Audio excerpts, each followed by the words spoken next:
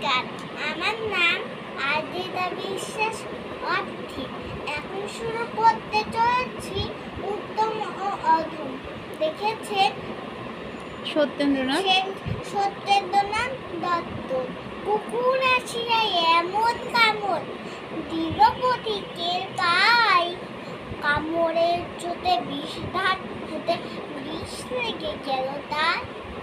ঘরে ফিরে এসে রাত্রি বেচারা ভীষণ ব্যথায় জাগে, মেয়েটি তারই সাথে হয় জাগে শিয়রের আগে। বাপের এসে বলে বর্ষনা চলে, কপালে রাখিয়া হাত, তুমি কেন বাবা ছিঁড়ে দিলে তারে, তোমায় কি নাই দাঁত? কষ্টে হাসিয়া আত্ম কহিল, তুই রে হাসালি মোরে, দাঁত আছে পড়ে কুকুরের গায়ে, দংশি কেমন ধরে। কুকুরের কাজ কুকুরে করেছে, কামড় দিয়েছে পায়, তুমি কেন বাবা?